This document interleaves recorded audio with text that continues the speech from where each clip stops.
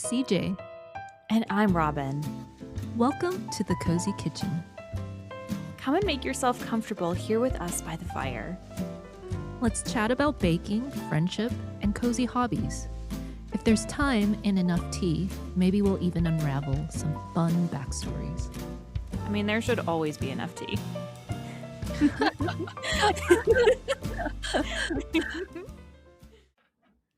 Alrighty, hi CJ. How's it going? Doing well. How about yourself? Not too bad, not too bad. So let's jump right into it. What in the world are we talking about today? Yes, I have the idea of talking about cooking or baking under duress.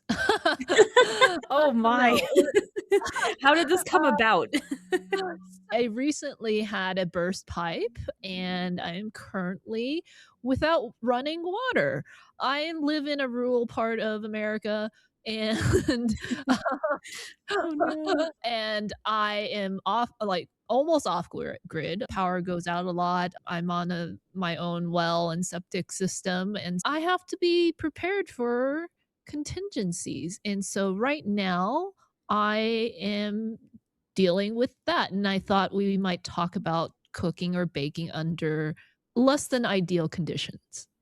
I think that's amazing. And I also feel like it's interesting to think about because whenever you think about baking especially, there are so many options to just, if you need bread, you go and get it from the grocery store. Or if you need, I don't know, like bagels or like some kind of baked good of some sort, like that, it feels like you can just go and get it from the grocery store, or you could put off any baking plans that you had if you wanted to bake something that was less necessary, like desserts or things like that for daily survival.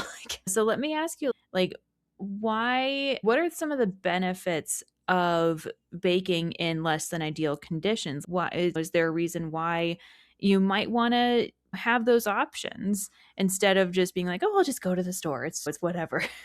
Yeah. So I'm treating this and anytime like the power goes out for me or like the situation where there's no water, I see it as an opportunity to be prepared for emergencies.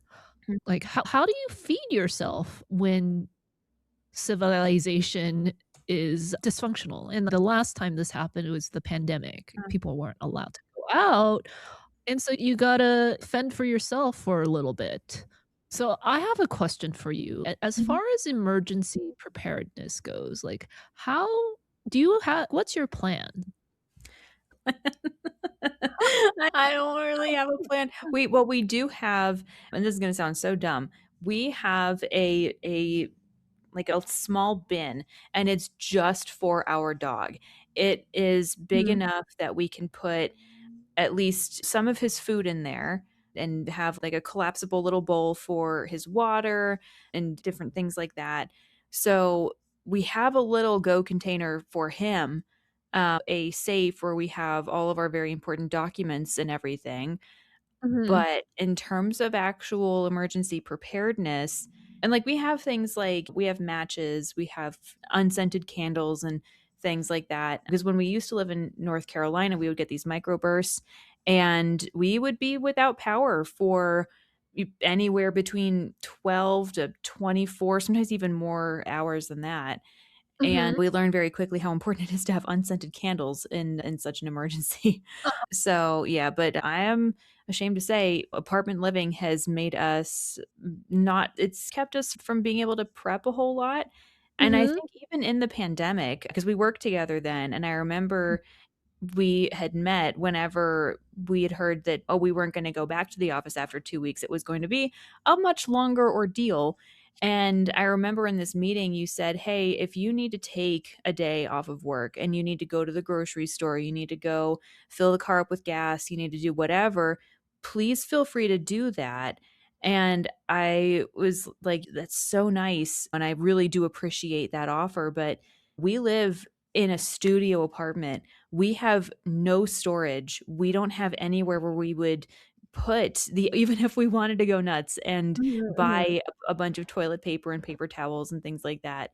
We don't have the space for it. mhm, And mhm. so that is just the consequence of living in apartments, I think, is you Mhm. don't have that space to stockpile and Mm. really prepare as much as you could if you were living in, like, a house kind of a situation. Mhm, mhm. But what and you're living off the grid, like, you are very you're very much I think you're a lot more attuned to that level of preparedness than I am, so I would love to get some tips and tricks on the kinds of things that you make sure you have for these emergency situations, whether it's, like, power, food, drinking water, things like that. So, do you have any tips to share with the class? Thinking about, since this podcast is about baking, cooking, let's just focus on food. And part of food, a lot of the hydration we get is through our food. So if you want to make food, you're going to need water. The first thing that I think about is, and maybe this is because I have no running water right now, is how much water do I have to last me, I don't know, X amount of days? So, quick question for you. Say zombie apocalypse happens right now and Oh you god. have nothing but whatever is in your apartment. How much water do you have and how much food do you have? I have this much water and I nobody could see it, but, it's a basically a big old hydro flask thing full of water.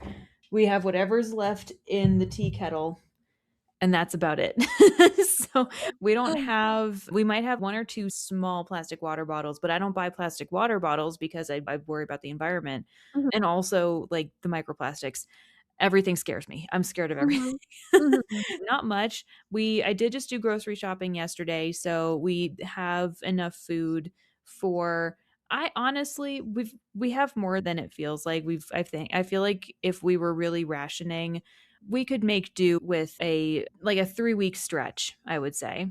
mhm. So, Yeah. I would say there I would probably consider shoring up the water for any sort of emergency situation. The way I have right now, I have about 14 gallons of Mhm. water that I've stored in these big water containers, and I think the metric right now is 1 gallon of water per person per day.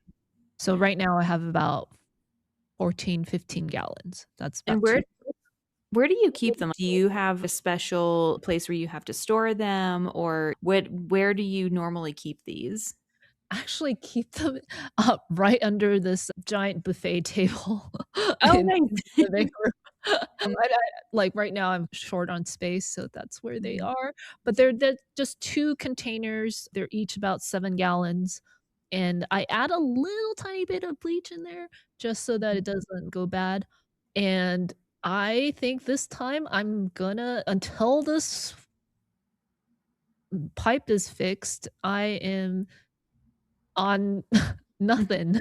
I That's the Wow. water I am gonna get. Obviously, it is not the apocalypse. I can go down to town, get water. I could get food. So I would say as far as cooking and baking goes in these less than ideal conditions, the 2 important factors are water and Mhm. power. Yeah. You're gonna need energy to make your food. Yeah, whether it's probably like a small cooktop or something or like a little like probably a little not kerosene, but maybe Mhm. kerosene? I don't know. Is that right? Butane. Okay, okay. Yeah, Yeah, a little flame, like a little camping fire kinda situation. yeah. So Mhm. let me ask you this, if the power was out for you, like, what type of foods would you make? Thankfully, we have a lot of salad things right now. Definitely would make some salads, and that was something that we also had to figure out whenever we lost power in our last place, because whenever the power's out, you don't wanna be opening and closing the fridge all that often. So, it's Mhm. basically like, open it really quick, grab whatever you need, and close it as Mhm. fast as you can so that the Yep. cold does not or it stays cold for as long as it can. So, yeah, probably if we didn't have power actually, we have so in our neighborhood, in our community, we have these gas-powered grills, so Mhm. whatever meat we had, we I would take it out there and grill that up because that's all propane. So that doesn't we would just need a like a lit match for that, I think. So yeah, we would do that, and I think, yeah, anything else, we would probably just have to eat as it is. Yeah, I don't know, I don't feel very prepared. Oh, no, I hope I didn't No, opportunity to it's good to think about. I do think that we like, when you think about how people used to survive, and this was, like, back in times where electricity was not abundant, and even back in, like, cave people times, like, there it was genuinely very hard to secure enough food for you and everybody in your family. Yeah, I feel like it's very easy to take it for granted these days that there Mhm. is plenty of food and water and power, and it's something to be grateful for every single day, I'm Yeah, telling you. live in a place where a time and place where civilization has that supply chain, and we can get strawberries whenever we want to, and Yeah. just any type of food. So the last time I had my power go out for about, I'm gonna say 5 days, I was actually it really changes, like, what you are eating. I did probably lose a a little bit of weight, like Oh, no. but the first things that I went for were just really easy stuff, like trail mix. Mhm. That stuff doesn't require any sort of cooking, they're shelf stable, there's a lot of it's pretty nutrient dense, you got nuts, you got berries. Mhm. The protein, lots of healthy fats, and yeah, trail mix is definitely your friend in those Yes. situations.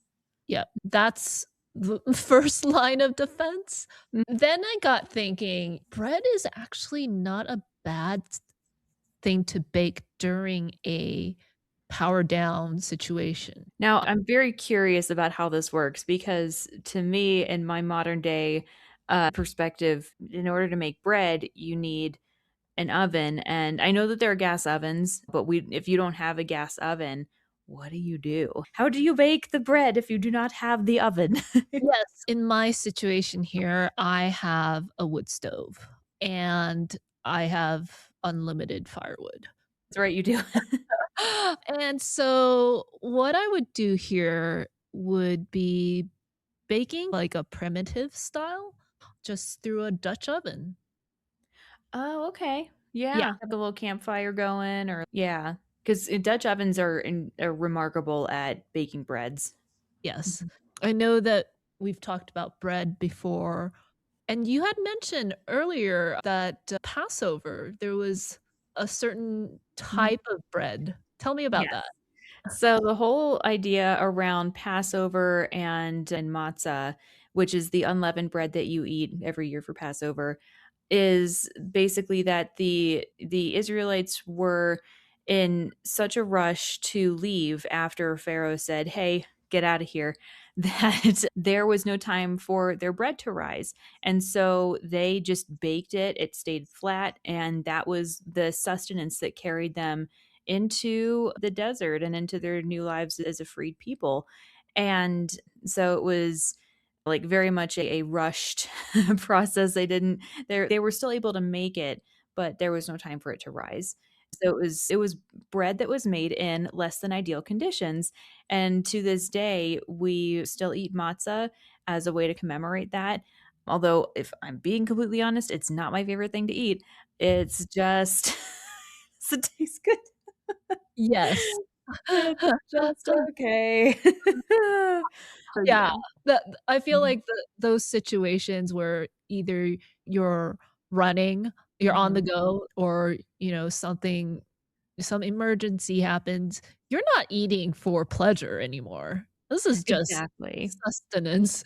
Yeah, and that's similar to how your power went out and you were eating, like, the trail mix and everything. I'm sure it tasted fine, but probably enjoying it for pleasure was not the first thing that came to mind. Like, it was just, "Okay, this is what I need to do for now."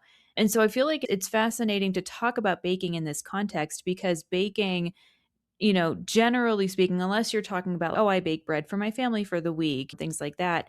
And even then, again, unless you have some kind of dietary restrictions, unless you prefer your own homemade bread, you can just go to the store and get whatever you need. So I feel like in this context, baking feels like a treat almost. This is special. This is something that under these circumstances, we should not be able to do this. We shouldn't have the capacity to do this, and yet we're doing it anyway. And it feels, in those dire circumstances, almost like a very poignant way of saying, no, we're taking kind of some control back over the situation. And even though things are not ideal, we are still going to enjoy this baked good, because it might even make it feel even more special to enjoy it and to have it. Aside from bread, do you like in these circumstances, do you have plans to bake anything while your water is needing to be fixed? Or are you like in the next event that your power goes out, Uh-huh. because you do get some bad windstorms there, do you have plans to cheer yourself up and do any kind of baking in under those circumstances? Yeah, that's an interesting question. So I'm, like, partially down. Mhm. The Yeah. water's down, but the power's not. When the power is down, the water's down as well because I have a well, and in order for me to get water, that well needs to be powered. So I'm in a situation where my oven still works. It's just that I'm not getting any new water, and if I'm gonna make, let's say, cake and I need liquid, I have the capacity to do that. It's interesting how modern baking requires actually more tools than more primitive baking. 'Cause when I think of baking a cake, I am using a scale a lot. Although the scale I have, it's battery powered, so it would still be available, but Mhm. I do need light to do anything, and so if the power were to be out, like, I would find it like, I could do it during the day and measure things out.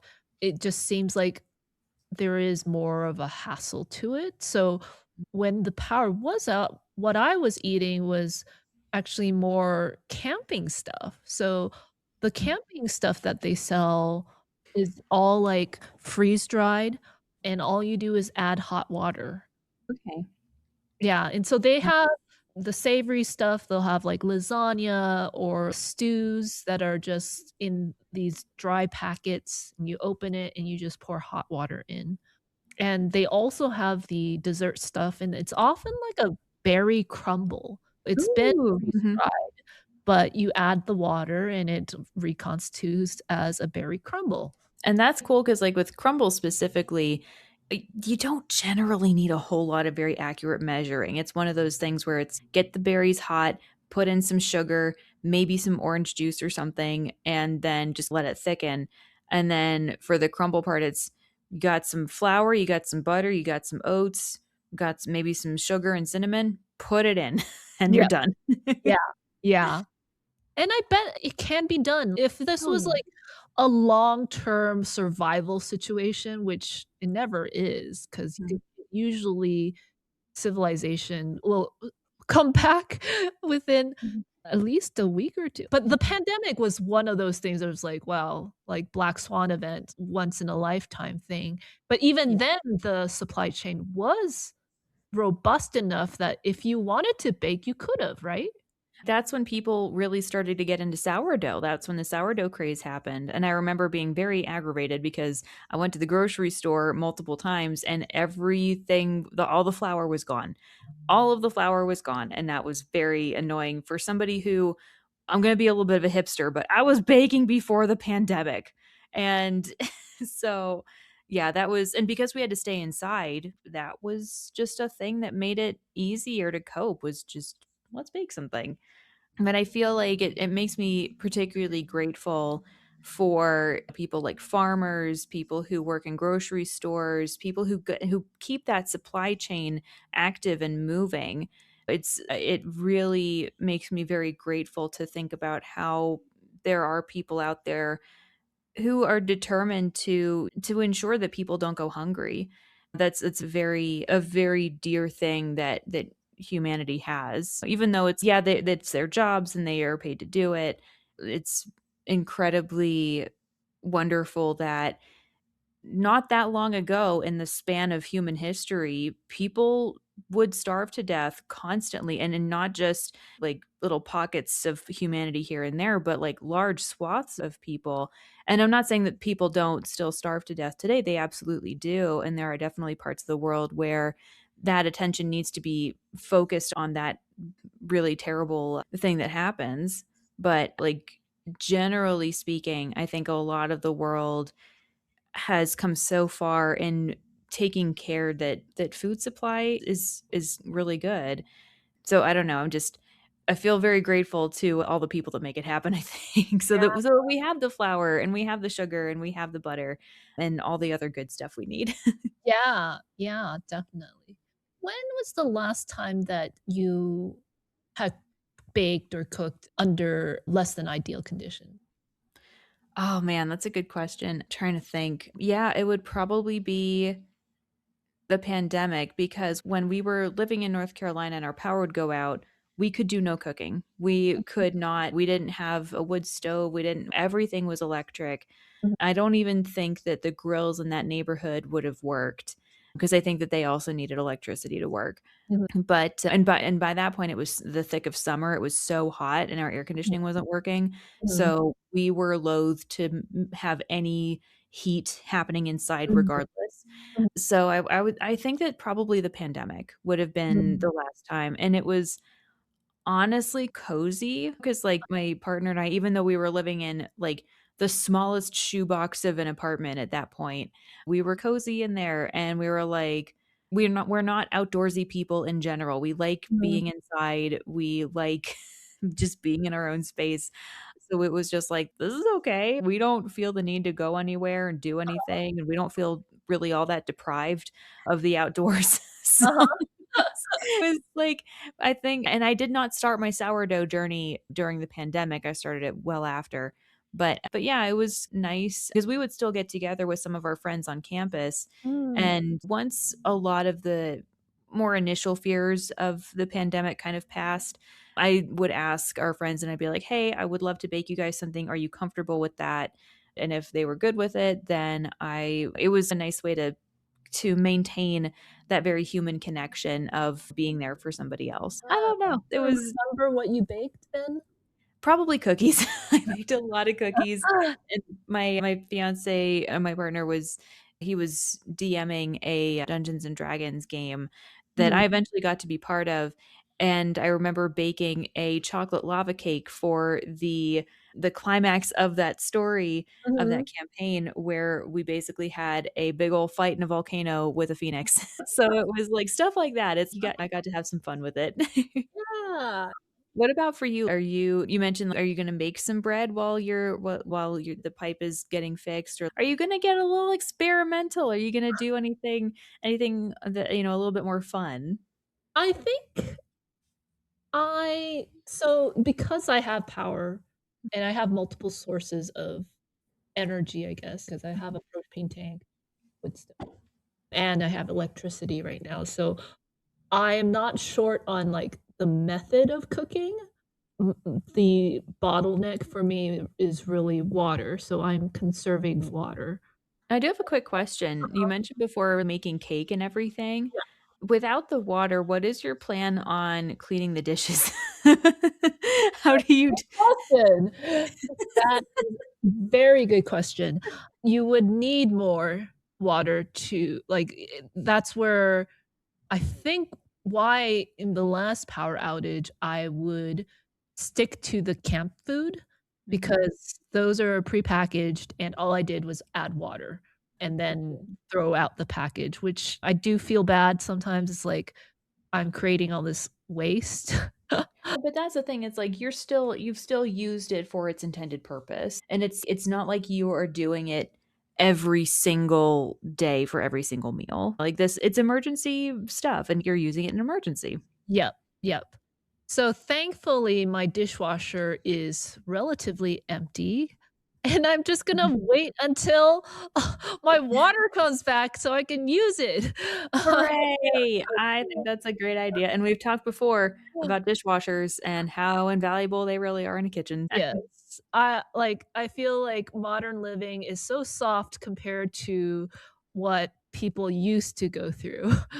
I agree, and there's definitely a part of me that, like, I almost wanna take, like, a survival class because nothing humbles you more than a power outage or your water being out or something like that, where you go to do something and you're like, "Oh, wait, I can't do that because that involves this modern day luxury, and I can't do that."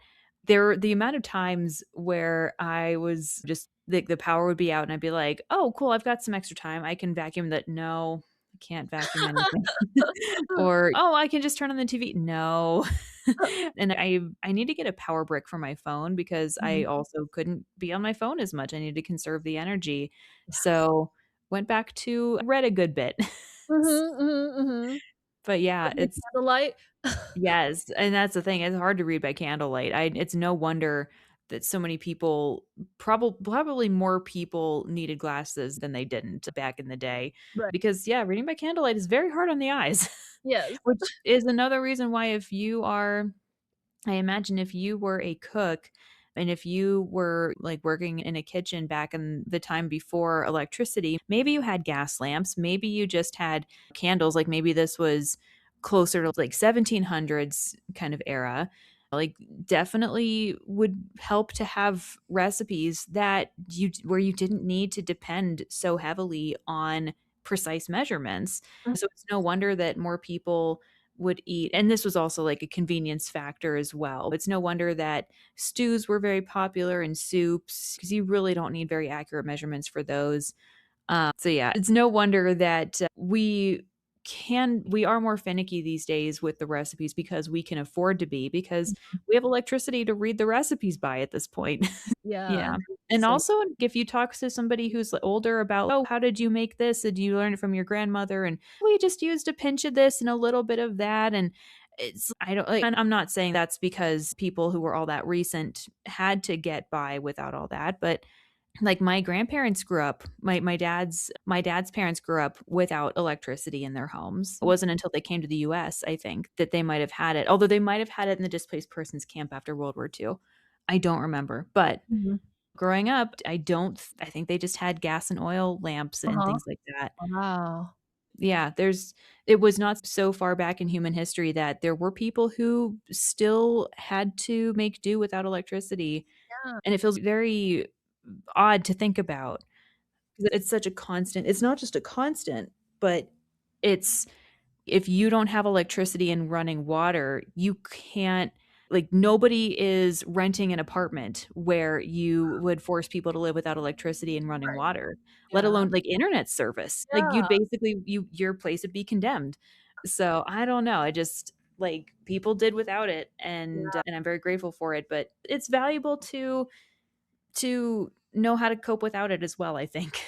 Yes.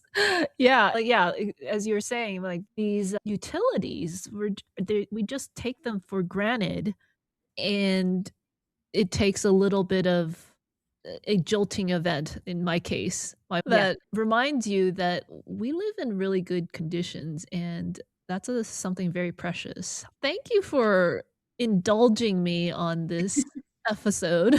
Yeah, no, this is good to talk about. It's fascinating just figuring out, like, what can you do when, you don't have a lot of the necessary utilities that you're used to having? And how do you bake in such conditions? Yeah, it's good to talk about, and I hope that your water gets fixed really soon.